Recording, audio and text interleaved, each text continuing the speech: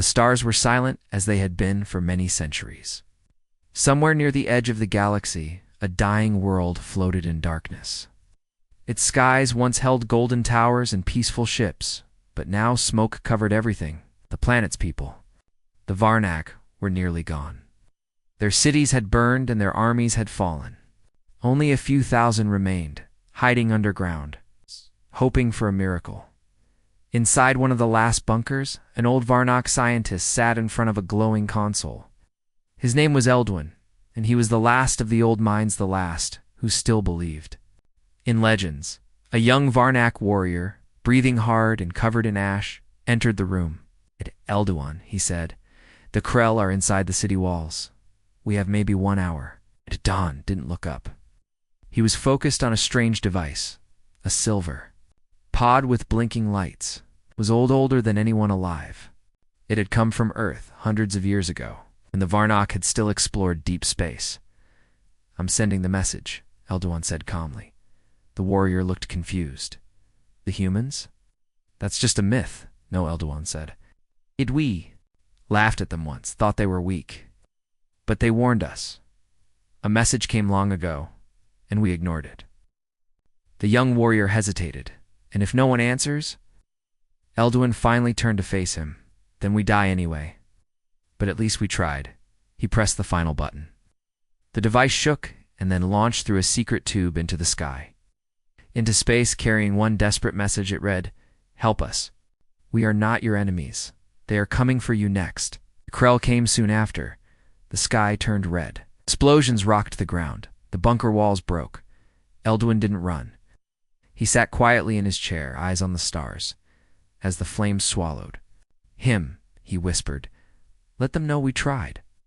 Far across the galaxy, light years away, Earth seemed calm, peaceful cities, clean air, children playing under blue skies. Most people believed war was over. Humanity had risen from chaos and built a new world. But they didn't know the truth. Beneath the South Pole, deep under ice and steel, was Command Bunker 09. No one outside the defense world even knew it existed. Inside, alarms suddenly flashed. Red. A signal had been received, an alien signal bursting through the quiet of space. A dark room lit up with code and audio waves. Technicians shouted. Military officers rushed in. A woman in uniform stepped into the room. Her name was Commander Lynn Reyes, head of Earth's defense network. She had seen many strange things in her life, but this signal made her stop cold. "Play it again," she said. They replayed the message. The translation was simple, desperate. "Help us. We're not your enemies. They are coming for you next." Stared at the screen. Where did it come from? Sector 9. Near the burned Varnak system, one officer said. But Commander, the Varnak were destroyed years ago. Reyes nodded. Or so we thought. Another officer leaned forward. This could be a trap. Maybe, Reyes said. Or maybe it's a warning. She walked out of the room, her mind racing. She had trained for war all her life but hoped she would never see it. Still, something about this message felt different. Real. She opened a secure channel. "This is Commander Reyes. Wake the Council. Prepare the Armada." In orbit around Mars, massive ships sat in silence. They were painted black, with no logos, no flags, just the Earth emblem hidden under armor. These were not public ships. The public didn't even know they existed. This was the Terran. Armada fleet Earth had quietly built in secret for the last 70 years. Ever since the first contact incident, Earth had known the galaxy was not peaceful. So while Earth showed peace to the stars, it quietly built weapons in the shadows.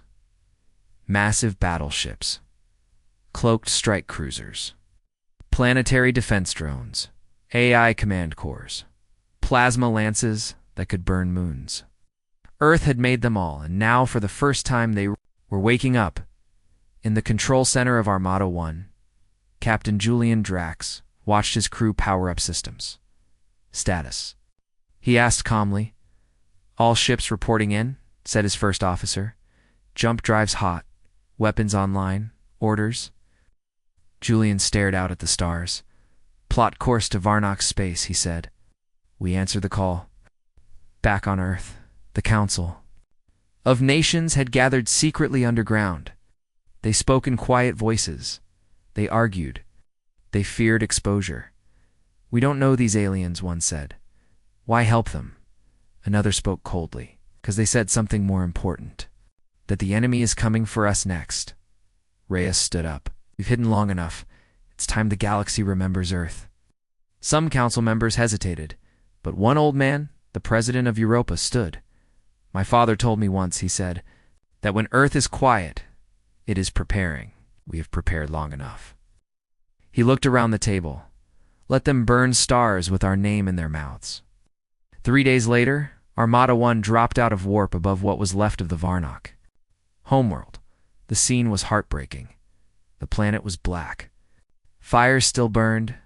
Dead cities floated in orbit. There were no life signs on the surface. Julian stood silent, fists clenched. "Any survivors?" he asked. "Scanning." "Wait, yes. One ship. Small. Weak signal. They're under attack." "Location?" 10,000 kilometers. Krell warships in pursuit. Julian didn't hesitate. "Engage all engines. Bring us in fast. Ready plasma batteries." The ship, the TNS Valor, roared forward. Within seconds, they saw the battle. A single Varnok shuttle trying to escape, chased by 3 sharp, blade-like Krell destroyers. "They're not attacking the Varnok," said the first officer. "They're playing with them." Julian's eyes narrowed. "Let's ruin their fun." The first human volley struck hard. Plasma blasts tore through one Krell ship, ripping it in half. The other 2 turned fast, but not fast enough. Human cruisers appeared from warp, dropping around them like wolves, missiles, lasers, rail cannons. Within minutes, the sky was clear. The Varnok shuttle drifted, damaged, smoking. Julian sent to boarding. Team Dot inside the small shuttle. They found a young Varnok girl. She was scared, her body thin, her eyes wide. A medic knelt beside her. "It's okay," he said gently. "We're from Earth."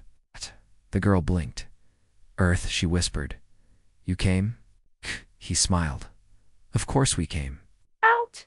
The broken window at the glowing human ships in the sky. "You are not what the Krell said." The medic raised an eyebrow. "What did they say?" "That you were small, weak, easy to crush." She looked again. "I don't believe them anymore." Back on the TNS Valor, Julian stood in the war room with his officers. The 3D map showed dozens of red dots. "Krell outposts," his intelligence chief explained. "They've taken over 10 systems near here." This wasn't just war. It was a quiet invasion. Julian nodded. "They didn't want help to reach the Varnak. And now?" First officer asked. Julian smiled coldly. "Now we make sure they never do this again." He turned to the bridge. "Send word to Earth. The call was real." We answered it. With fire, far away, on a Krell command ship, a tall alien watched a hologram. It showed human ships rescuing the Varnak girl. The Krell officer didn't smile. He was not surprised. Another officer stepped beside him. "They came, just like we hoped." The commander nodded. "Good. Then Phase 2 begins." The officer frowned. "You wanted them to come?" "Oh yes," the commander said softly, "because now we know exactly where to strike." The lights in the room turned red, and somewhere, far out in space, the message pod continued to travel, carrying the story of a dying people and the name of the world that answered Earth. The silence of the galaxy was broken, and the stars would never be the same.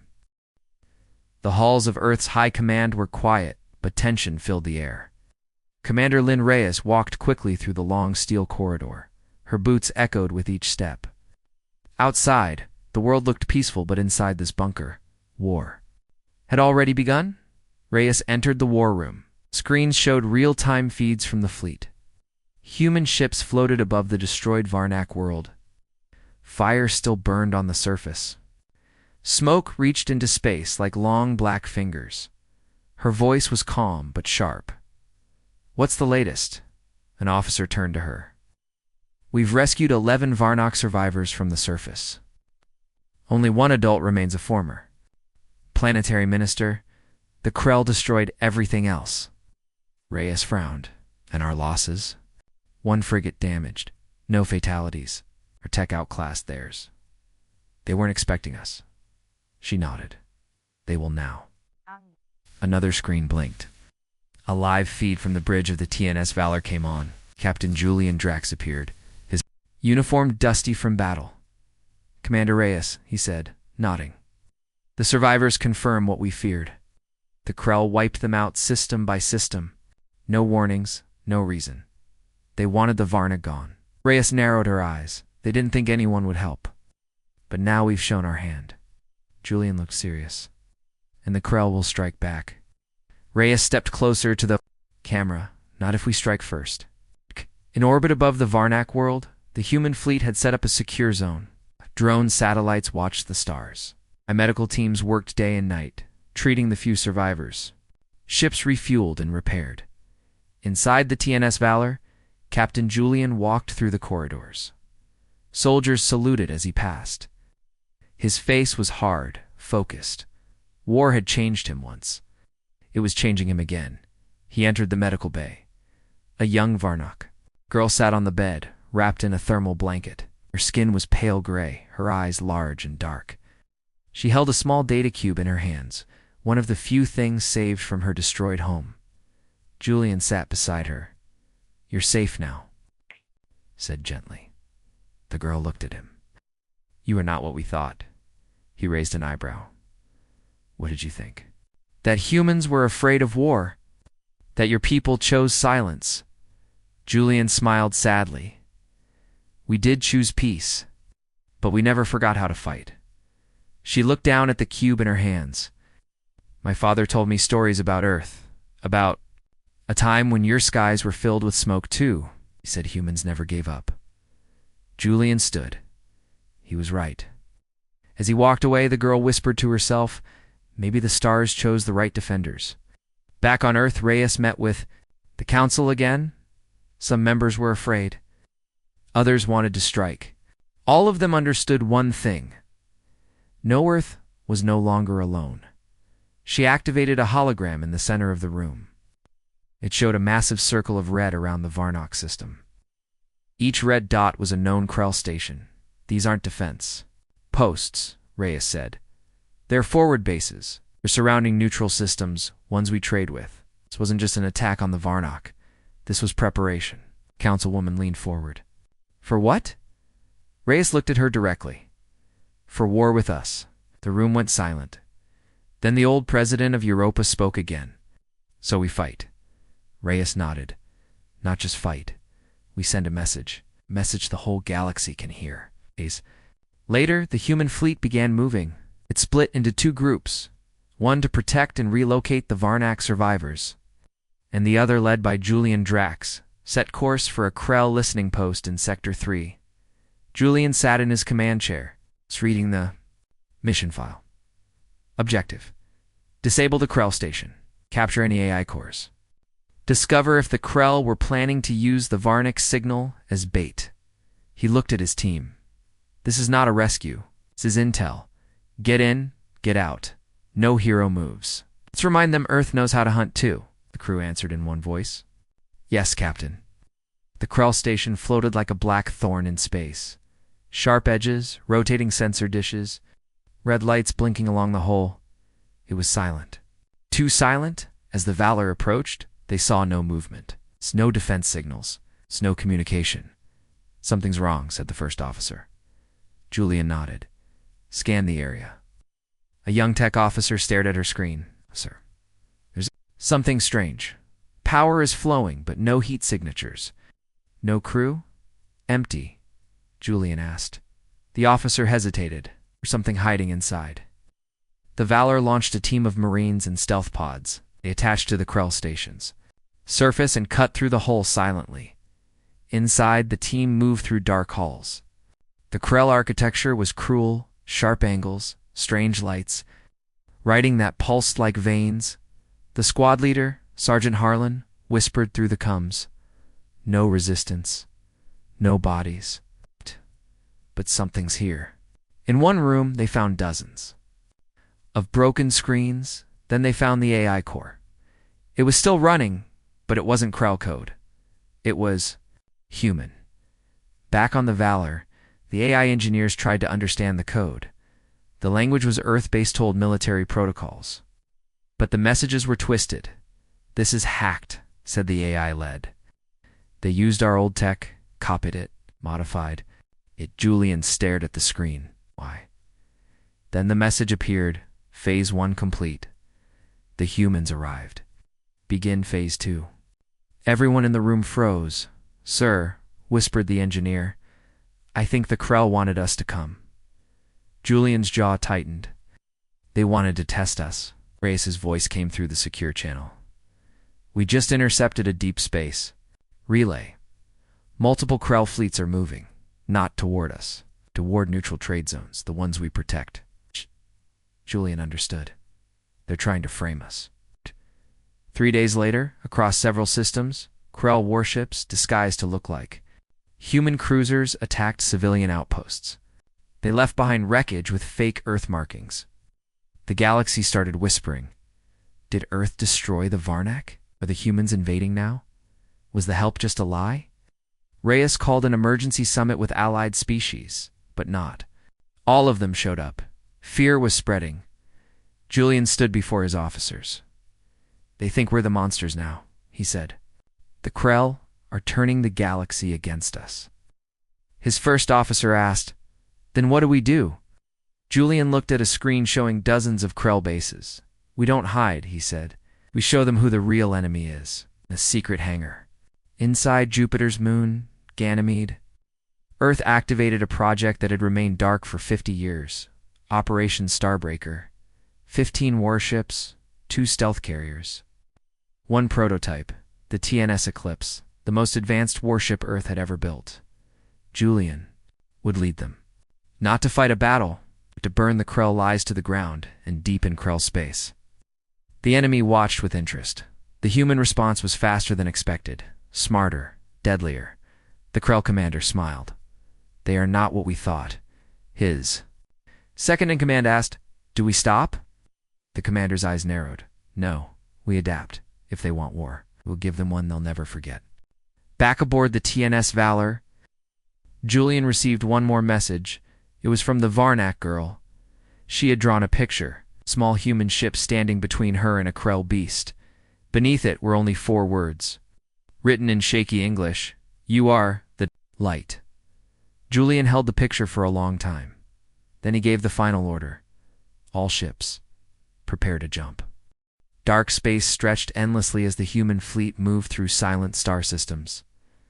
The Krell had gone quiet again. Too quiet. Earth's leaders had hoped their warning shot would push the enemy back. But instead, the Krell had started playing. A different game. Shadows, lies, confusion. Captain Julian Drax stood on the bridge of the TNS Eclipse, now leading the Starbreaker fleet. His sharp eyes never left the screen. Round him, his officers worked silently. "Status?" asked. His first officer replied, approaching the Fennec trade route. "This is where the last Krell attack happened. Disguised as one of our ships." Julian's jaw tightened. They're using fear as their weapon now. In just 2 weeks, Krell forces had hit 5 neutral trade routes. They used fake Earth markings on their stolen ships. Today, civilians died and blame fell on humans. Earth was being painted. As the villain, we need proof, Julian said. Real proof. And I want it before more worlds turn against us. Meanwhile, deep in Krell-controlled space, an enormous battleship drifted between black stars. Inside its command chamber, tall creatures with silver armor stood around a glowing table. The Krell High Commander, a being named Varnix, smiled coldly. "The humans fight well," he said. His officers didn't respond. "They come with weapons," he continued, "with honor, with heart." A younger Krell officer spoke. "What is the real war, Commander?" Abernex looked at him. Perception. Back on the TNS Eclipse, an alert blinked on screen. Julian turned sharply. "What is it?" Technician shouted. "We've picked up a Varnak distress signal. It's real time coming from a prison asteroid." Julian's heart jumped. Alive. "Are there survivors?" "Unknown, sir." But the signal was sent in a human encryption pattern. Julian exchanged a look with his first officer. Set course. Going in. The prison asteroid was dead black and surrounded by metal debris. No power lights, no guards. Just floating silence. But when the human dropship approached, they saw something unusual. Dozens of Krell drones destroyed. Walls blasted from the inside. Someone had escaped. Inside they found broken cages. Carved into the wall, in alien blood, was a single word written in English. Lied. Further inside they found a survivor, a Varnak scientist, half-dead held. Onto a tiny data cube, he looked up as the human Marines entered and whispered, "Too late. They're building. Copies of you." He passed out. In the war room, Julian studied the cube. It showed Krell labs with horrifying experiments, cloned bodies, human uniforms, false metals, ships made to look like Earth cruisers. Patterns. AI mimicking Earth officers. They weren't just blaming us, Julian said. They were preparing to act like us. They were going to be us. The first officer stared at the screen. They want the galaxy to hate us so much that no one ever trusts Earth again. Julian's hand clenched into a fist. They're not just fighting us, they're erasing us. The next day, the Starbreaker fleet attacked a Krell shipyard believed to be the center of the clone program. It was deep inside a nebula cloud hard to scan. It's hard to see. The mission was dangerous. Julian addressed his fleet. "This is a strike mission. We go in fast. We go in hard. Destroy the facility. Get any evidence you can. Show the galaxy the truth." Then he added something more personal. "If we don't do this, the next time the stars call for help, no one will trust when Earth answers." The battle began without warning. Human ships dropped from warp inside the nebula. Sensors jammed. Communication scrambled. Then Krell ships rose from the clouds, but this time, Earth was ready. Plasma lances ripped through the fog. Fighters danced between the stars. Earth's stealth bombers hit hard-striking fuel lines, collapsing hangars. Inside the station, Marines fought room by room. They found labs, clone tubes, false Earth's uniforms. One Marine pulled a Krell soldier out of the shadows and demanded, "Why copy us?" The Krell hissed, "Because your people believe in heroes. If we wear your face, no one will question our blade." The Marines planted charges. Explosives shook the station. In the last room they found something unexpected.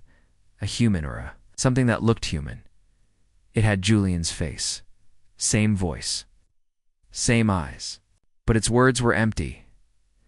"You are not real," it said to Julian, who had entered the station himself. Julian raised his weapon. "And you are not Earth." He pulled the trigger. Back aboard the TNS Eclipse, the fleet watched as the Krell station exploded in a ball of fire and dust. Debris scattered across the nebula.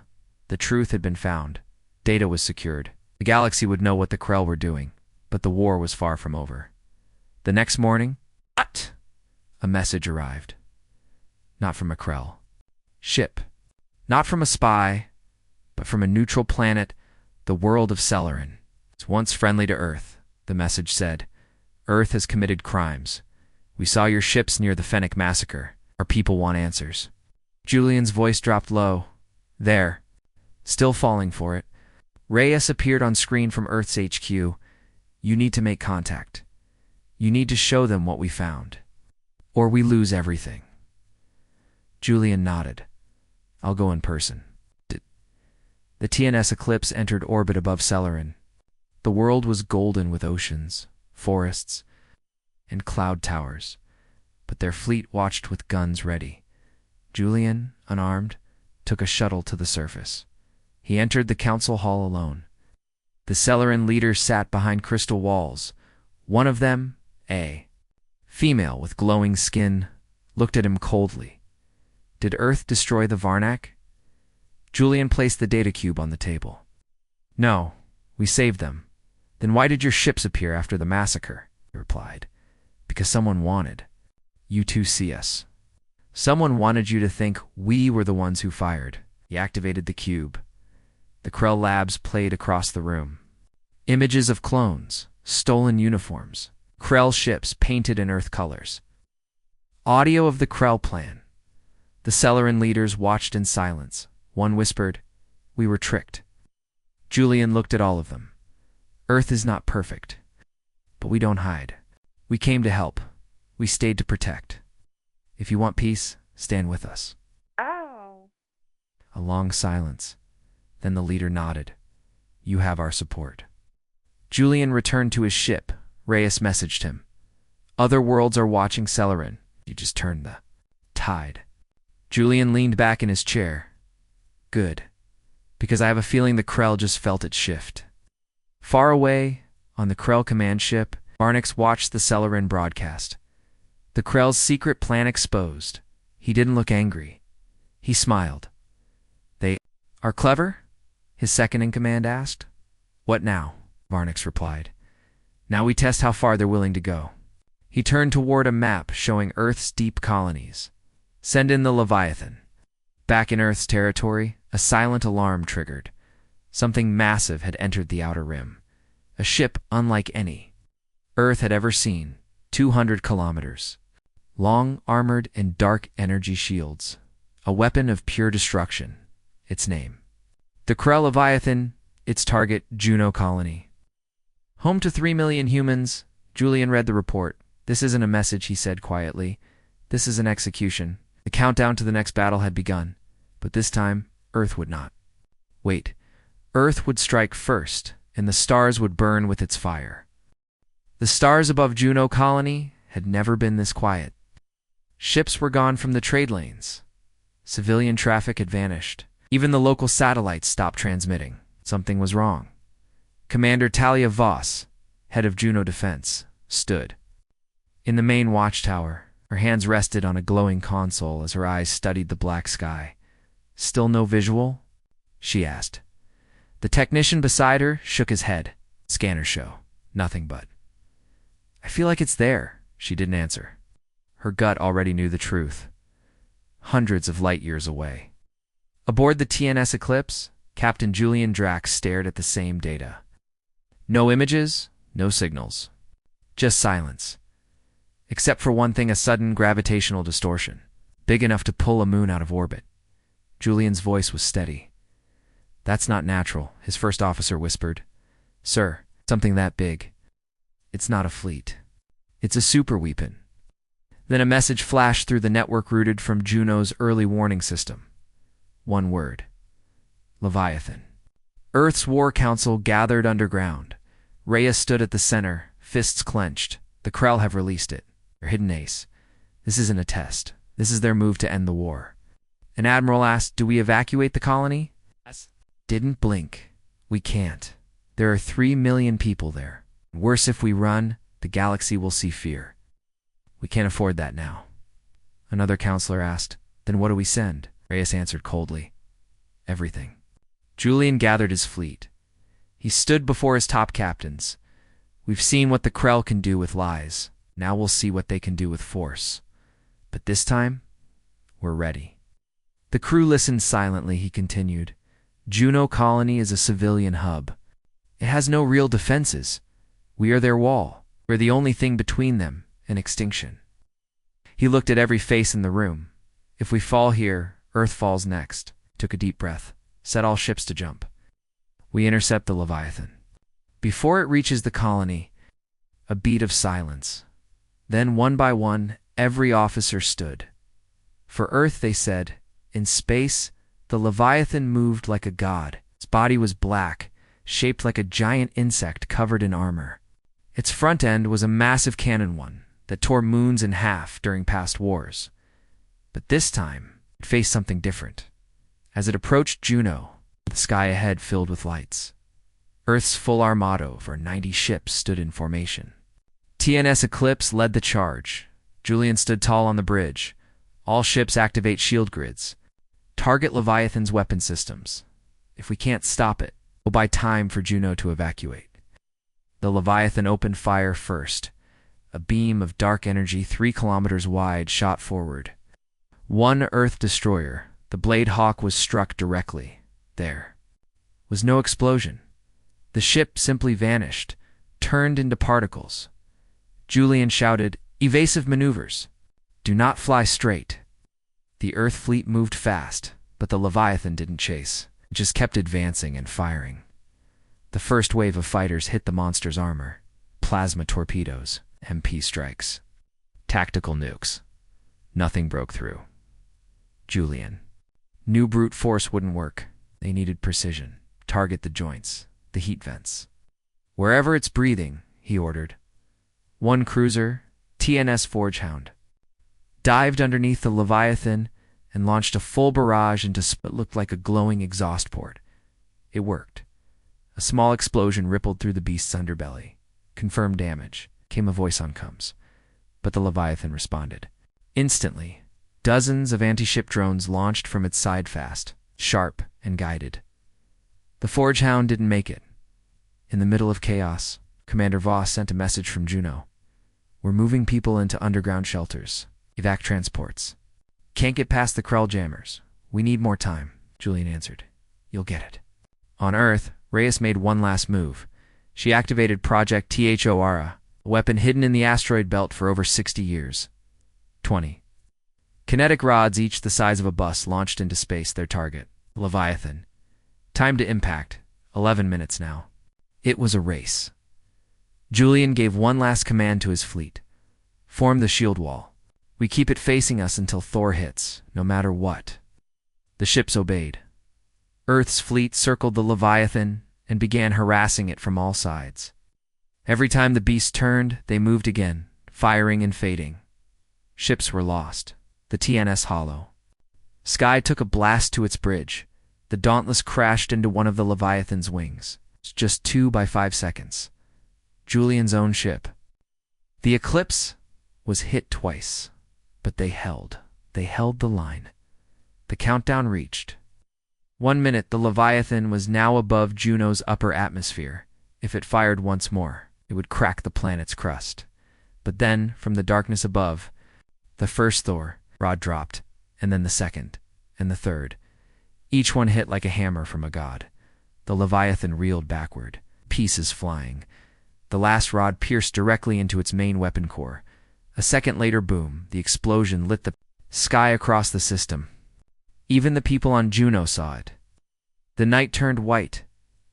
Julian watched from the bridge, breathing hard. "It's done," he said quietly. The Leviathan was no more. On Earth, erupted across command bunkers. Reyes sat down for the first time. Inarzen let out a long breath. She knew it wasn't the end, but it was a beginning, eh? Shift Earth had not only survived the test, it had defeated the monster sent to destroy it, and now the galaxy would take notice.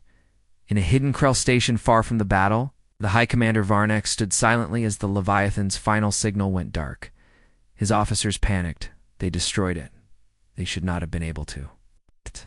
Varnex did not panic. He smiled instead. "They are stronger than we thought." He turned to a map filled with Earth-linked systems. "Then we no longer test them. We break them from the inside." He pressed a single button. A signal went out, too. The spies already hiding among humans. Back on the TNS Eclipse, Julian received a private message from Reyes. "Well done, Captain. You saved millions." But he didn't look happy. He stared at the wreckage of the Leviathan. "It's not over. We showed our strength today, but they'll come at us in another way next." Reyes nodded on screen. "Then we do what humans always do," she said. "We adapt." Julian looked out the window. The stars were silent again. But now he knew. They were watching, listening, waiting for the next move. Earth had shown its teeth, and the galaxy would never forget. The wreckage of the Leviathan still floated in space, spinning slowly like a dead god. Human recovery ships moved through the debris, scanning for technology and survivors. The battle was over, but no one on the TNS Eclipse was celebrating, Captain. Julian Drax stood alone in the observation deck. The stars outside looked the same as they always had, cold, distant, beautiful. But he knew better now. The galaxy had changed. Earth had shown its strength. The Krell had shown their hatred. And something darker was coming next. A soft beep broke the silence. "Private message, Captain," said the ship's AI. "From who?" Julian asked. "Unknown. Origin signal is scrambled, but it's using Earth military codes." That made Julian's blood run cold. "Play it," a voice came through. It was male, calm, confident. "Captain Drax, the Krell lost the Leviathan. They won't come through fire again. They'll come through us. There is a traitor among your command. You already trust him. Check the data from Operation Starbreaker. You'll find it. Don't wait too long." Then silence. Julian stared at that. The wall? A traitor? Back on Earth, Commander Lynn Reyes was already thinking the same thing. She sat in a secure briefing room, reviewing decrypted files from the Krell's destroyed lab. Among pages of clone plans and propaganda programs, one thing stood out. Internal human protocols used only by Earth's high command. Reyes narrowed her eyes. This was stolen from us. Not scanned. That means someone gave it to them. Assistant asked, "But who?" She didn't answer. Instead, she typed a code into her tablet and sent a secret message to Captain Drax. "There's a leak. Inside command or inside your fleet. Be careful." On the TNS Eclipse, Julian didn't sleep that night. He went through every log from the Starbreaker mission, every encrypted message, every change in orders, and then he found it. An authorization code that rerouted one of the probe drones during the clone facility raid. At the time, it looked like nothing. Now he knew better. That drone had sent its data. Somewhere else, Julian double-checked the code. It belonged to someone on board, Commander. Alec Thorne, his chief diplomat, the man who handled negotiations with other species, is the one who spoke for Earth when Julian went to battle. Julian called a meeting in the Eclipse's command room. Thorne entered with his usual calm smile. "Captain, I heard you called off our trip to the Dorati system. Is something wrong?" Julian nodded. "I assume you mean that metaphorically. I mean it literally." Julian pressed a button. The room locked down. Shields activated. Private scan blockers hummed. "I found the drone log, Alec. You rerouted it. You gave Krell data on our attack plans? Tried to stop us from destroying the clone labs?" Thorne's face didn't change. He simply said, "They offered peace. You chose fire." Julian stepped forward. "They offered lies. They built machines. To look like us, they tried to erase us." Thorne shook his head. "No, Julian. You don't understand. They're afraid of us. It's just like every species will be once they see what we can do. This isn't about survival, it's about control. You gave them a reason to fear us more, and you gave them a back door, Julian." Said coldly, Thorne raised his wrist ready to activate something. But Julian was faster. A stun round hit Thorne in the chest. He dropped instantly. Later in the brig, Julian watched through the glass. Reyes appeared on a cum screen. "He confessed," she said. "He's not working alone. He mentioned others. The Circle of Restraint. A group of Earth officials who believe power is too dangerous in human hands." Julian frowned. "They betrayed us to aliens too. Stop us?" Reyes nodded. "They believe we'll become monsters. They think the only way to protect Earth is to weaken it." Julian looked back at Thorne, unconscious in his cell. "He's wrong. Power doesn't make monsters. Silence does." The traitor was exposed. But the damage wasn't over. Reyes sent out a purge. Order Earth would check all officers, all signals. But it was too late to stop what was already moving. Because while the Eclipse battled traitors, another Krell fleet had entered human space target, New Dresden. Colony known for its rich resources and small defenses, Earth's navy was stretched thin, and the colony had no idea what was coming. In a hidden moon base, a group of exiled Varnak engineers watched the data streams. They saw the fleet. They knew the attack was coming, but they had no weapons. No fleet. Only one ship. One old Varnak cruiser that had been damaged during the war and never repaired. One of the engineers, a young female named Sarah, looked at the crew. I'm not waiting for death again. Her hands flew across the console. If Earth saved us, then now we return the favor. The Varnak cruiser launched. It was slow, old, weak, but it carried one thing Earth didn't know about: a singularity core. A weapon built long ago, hidden by the Varno. Too dangerous. It never used. Until now. Sarah piloted the ship straight at the incoming Krell force. Her voice came across every open channel to the ones who stood when no one else did. This is our answer. Then she activated the core. A white light exploded. The Krell ships vanished in an instant, crushed by the black hole she created. New Dresden was saved. But Sarah and her crew were gone on the Eclipse. Julian received the news. He read Sarah's final message 3 times. He stood quietly for a long time. Then he gave a new order. Mark the system on all star charts. Name it Sarah's Stand. The bridge crew nodded. They understood. Back on Earth, Reyes addressed the United Council. This war isn't just about ships, or guns, or strategies. She paused. It's about choices. Earth was once ignored, then feared. How it is respected. But that respect must be earned every day. She raised her head. The Krell will strike again. Not with monsters this time, but with lies and poison and spies. She looked into every leader's eyes. So we must be stronger than before. Not just with weapons, but with truth. Far away, the Krell High Commander Varnex watched Earth's transmissions again. His advisors were nervous. They keep winning. Varnex nodded, and now they've tasted sacrifice. It makes them harder to break. He turned to a new plan, glowing on his screen.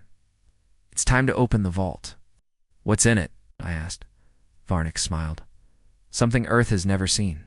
Back on the TNS Eclipse, Julian walked into the briefing room and placed a file on the table. The file was marked. Operation Ghost Horizon. Mission into unknown space to find the source of the Krell's command. And to end this war, Julian looked at his officers. Get ready. The command room of the TNS Eclipse was silent. Every officer stared at the glowing file marked Operation Ghost Horizon. Captain Julian Drax stood at the front, hands behind his back. His eyes were sharp, but heavy. He had seen too much war, lost to many good people. But now, he was going to end it. This mission is different, Julian said. We won't fight just ships. We're going after the source. He tapped the screen.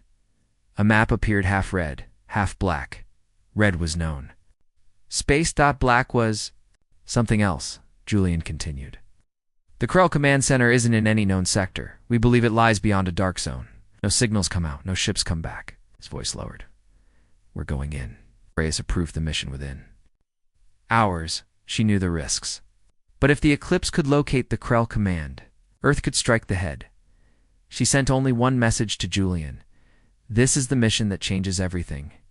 Win or vanish, history will remember it. Julian sent back a simple reply.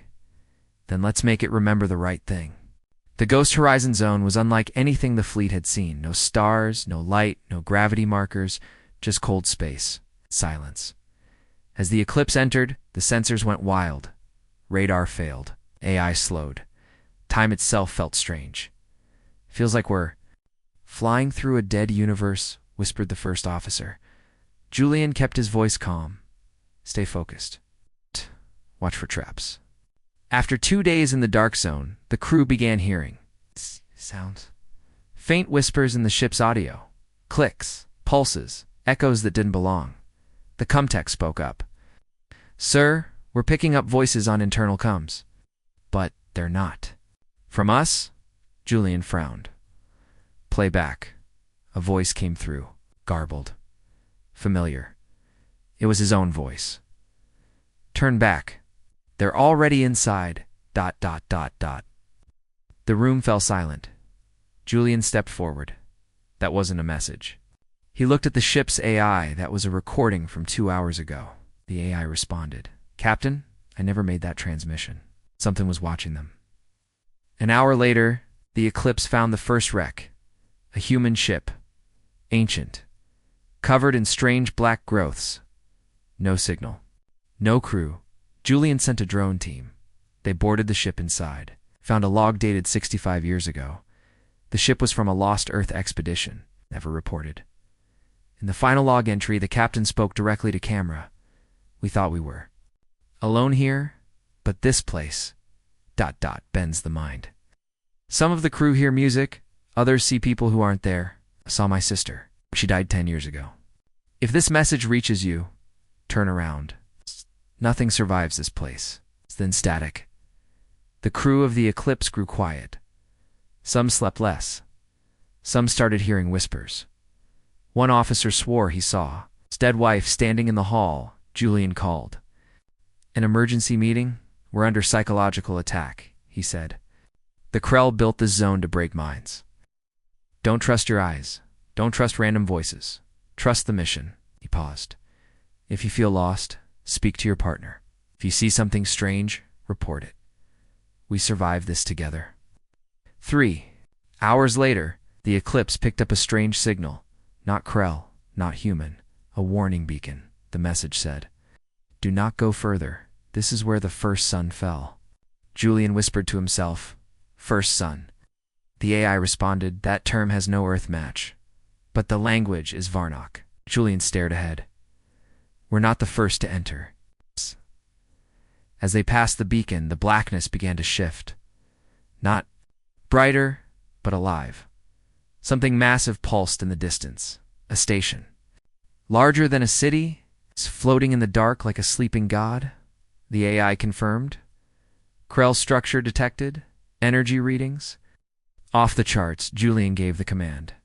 All crew, battle alert. We found the nest. But then, the lights went out. Every screen, every the ship stopped. No movement. No engine, no AI. Just silence. Then, something spoke. Not through speakers, through minds. Every crew member heard it at once. We watched your rise. We watched your flame. Now we will end your kind. Julian clenched his fists. He spoke into the silent air. You should have killed us when we were weak. We tried. Lights returned. The Eclipse shook as dozens of Krell ships uncloaked around them. The AI shouted. Engines offline. Shields failing. We're trapped. Julian gave the only order left. Divert all power to weapons. Fire on my mark. The gunners locked in targets. A tense second passed. Then dash. Boom. The Eclipse's railguns fired first. 3 Krell ships shattered. But more came. A dozen. Then 20. The Eclipse fought like a beast. But it wasn't enough. The hull cracked. Systems died. Julian shouted, Prepare escape pods. Then the AI screamed, Captain on! Signal incoming. A new ship appeared. Old, Varnock made. Covered in gold and silver. It opened fire. Not at the Eclipse. At the Krell. Inside the strange ship, a single Varnock elder sat at the controls. He whispered, Earth kept its promise. Now we keep ours. The Krell forces scattered. Some fled. Others exploded. The Eclipse floated. Damaged but alive. Julian stared at the unknown ship. Who are they? He asked. The AI responded. Matching records. It's the first flame. A Varnock myth. A lost ship. Some said it never existed. A message came through. Follow us. We know the way in. The Eclipse, escorted by the Varnock legend, reached the station at the center of the ghost zone. It wasn't a base. It was a living mind millions of years old, buried in a shell, feeding on fear, controlling all Krell forces through thoughts. Julian knew what had to be done. He turned to the AI. Load the signal virus. The AI paused. You mean Project Final Dawn? Julian nodded. Let's give them something to fear. The virus was an old Earth weapon, digital and psychic. It had never been used. Too dangerous now. It was Earth's only chance. They launched it. The station shook. The mines screamed. Krell ships all over the galaxy began crashing, turning, spinning out of control. The command link had snapped. The Krell hive was blind, but it came at a cost. The Eclipse was dying. Its systems. Overloading. Julian looked at the core screen. It blinked red. Evacuate. he said. Now, but the crew stayed. One officer spoke. If we leave, they rebuild. Julian realized they had to finish it. From inside, the crew locked the Eclipse on a collision course, straight into the Krell mind. They gave Earth one last message. We found the source. We cut the head. Now light the stars with our name. In silence, the Eclipse hit the core. A final blast. The Krell mind was gone. Back on Earth. Rhea stood as the signal ended. She didn't cry. She saluted. They gave everything. We give them history. The ghost zone collapsed days later. The Krell went silent. No more attacks. No more whispers. Just stars watching. But the war wasn't done. Yet one last enemy still lived. One final plan was in motion. Because as Reyes closed the Eclipse's file, a shadow appeared in Earth's orbit. Not Krell. Something older. Something human. The sky above Earth was supposed to be clear, peaceful, but on the edge of orbit, something waited. A black ship. Silent. Hidden behind Earth's far moon. No signals, no light. Just until it moved. Inside Earth Defense Command, alarms. Screamed, Rhea stood, eyes locked on the radar feed. Unidentified object entering low orbit. No. If. Code. No transponder. Shape. Not Krell. The technician looked up. It's human, ma'am. Or at least, it used to be. That made the room go quiet. Then the ship spoke. Not over radio. Over every screen on Earth. This is the quiet. Crown, we are not your enemy. We are the ones you left behind. In an old underground Earth base, dusty files were pulled from sealed vaults. Records of Project Exodus, a secret 80-year-old program to send ships beyond known space. Back when Earth was weak. Back when they thought they might not survive, some of those ships never returned. Until now, Reyes opened a private channel. This is Earth Command. Identify yourselves. EchoVoiceResponded.com. Cold. We are the survivors of the Outer Dark. We were forged in the void. While you built fleets, became gods. Reyes narrowed her eyes. What do you want? Balance. The quiet crown wasn't alone. More ships appeared behind it. 10-20. Each different. Each ancient dot, they bore human markings, Earth flags, UN symbols. Colony tags long forgotten, but they were changed. Upgraded with unknown tech. Organic holes. Energy that pulsed like blood.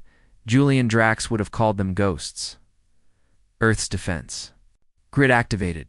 Missiles, lasers, planetary shields. Reyes gave the order. Hold fire.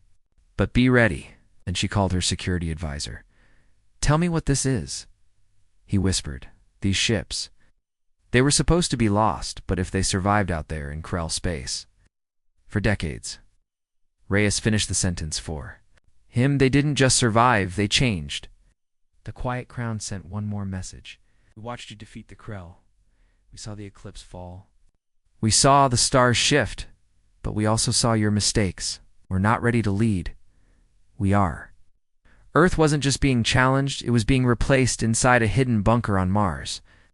The surviving officers of the Eclipse's sister ships watched. The transmission. Commander Talia Voss stood and slammed her fist on the table. They think they can just show up and take command? Another officer whispered, They're human. No, Voss said. They were human. The quiet crown gave Earth an ultimatum. Join us. Submit to a new human order. Or be corrected. Rhea stood in front of the Earth Council. She was tired, but her voice was strong. They claim we failed, but Earth is still standing. Stronger than ever, not because of fear. Not because of submission, but because we fought. She pointed to the sky map. Let's remind them who we are. Earth's last fleet gathered. The Revenant, the Stoneheart, the Unity, and dozens more ships launched into orbit. The final ship, Earth's newest flagship, is named TNS Draxon, honor of Julian Drax and the Eclipse crew, inside its bridge. Commander Voss took her seat. For Julian, she said softly. The standoff began. Quiet crowns, fleets circled, Earth like vultures. Voss stood at the helm of the TNS Drax and opened comms. This is Earth's final warning.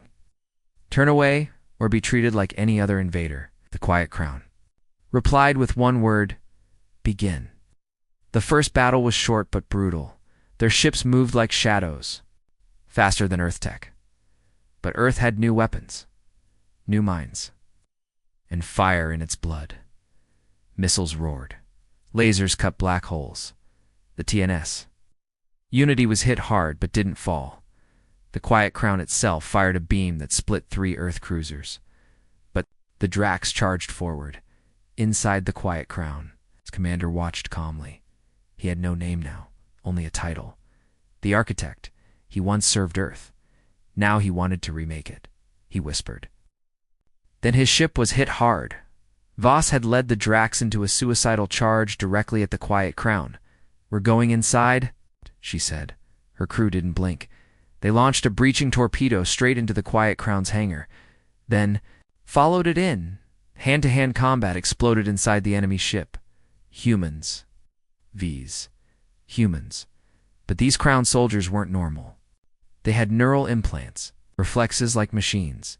Still, Earth soldiers didn't back down. Voss led the charge toward the control core.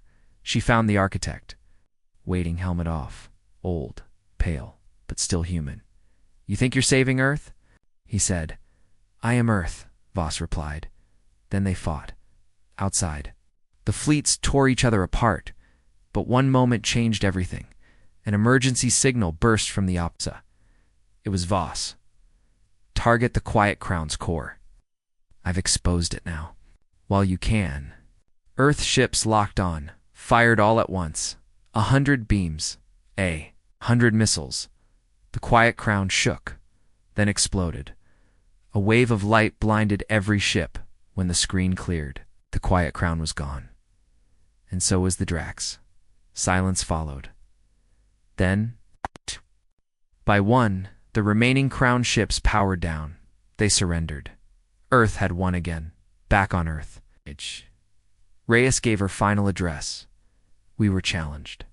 By fear, by monsters, by ghosts, even by ourselves. But in the end, Earth stood. She looked into the camera, and we will keep standing. In orbit, cleanup began. Wreckage floated in every direction, but Earth's flag still waved on every command screen. The war was over, not just with the Krell, not just with the ghosts, but with the doubt inside humanity itself. In the night sky, the stars looked brighter, because now they were watching a world that refused to fall, a world that answered every call, a world that lit up the stars, with fire, with hope, with humanity. 6 weeks after the Battle of the Quiet Crown, Earth was quiet again. But it wasn't the silence of fear. It was the silence after thunder, the kind of silence that comes after. History is made. Memorial lights lit the night sky. Cities across Earth paused together in New Geneva.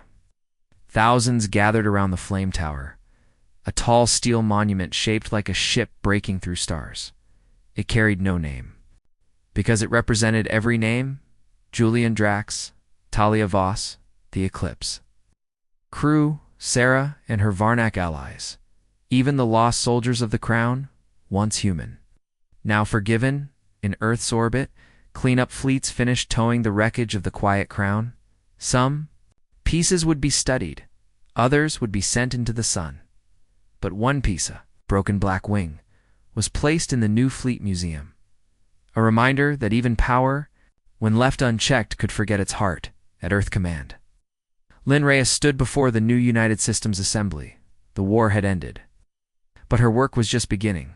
Dozens of alien leaders, Varnak, Dorati, Nixari, and more filled the Grand Council chamber. Reyes spoke clearly.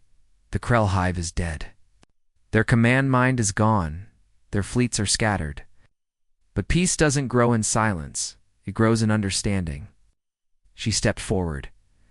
We have one chance to unite what the Krell tried to divide. Not as humans, not as aliens, but as survivors. The chamber stayed quiet. Then the Dorati leader stood. You lit the stars with your fire, he said. Now help us rebuild what was lost in the dark. Applause followed, for the first time in history. Earth was not the outsider, it was the heart of the galaxy. But far beyond known space, past the ghost horizon zone. In a place no ship had reached, a light blinked then another, a signal, soft, faint but real, from the blackness. A drone emerged. Scarred, old human, made. Its message, we live. Back on Earth, inside a dark data center under the Atlantic, a lone technician spotted the signal. She didn't know what it meant yet, but she reported it to command. Within minutes, Arias read the file. Her eyes widened. Signature matches. Eclipse class. Beacon. Code. DRAX01. Location. Unknown sector beyond Krell space. Message delay. 6 weeks. She whispered to herself. Julian. A new mission was planned. Top secret. High risk. They called it Project Phoenix. Because legends don't just die, sometimes. They wait, and sometimes they return. 1 year later, the United Systems Armada stood proud. Trade routes reopened. Colonies rebuilt. Former enemies now sat together at the same table on Earth. Earth had become a symbol not of dominance, but of resilience. Not of conquest, but of honor. Its ships still sailed. Out. Its soldiers still stood, but now its flame burned not to destroy, but to guide. A child in New Geneva looked up at the sky. Her mother pointed to a bright light moving across the stars. That's the Drax line, she said. The patrol that keeps us safe, the girl asked. Are they still out there? Her mother smiled. Oh yes, she whispered. And if the stars ever cry out again, she pointed upward, Earth will answer, because they believed no one would, because they thought we were silent, because they were wrong.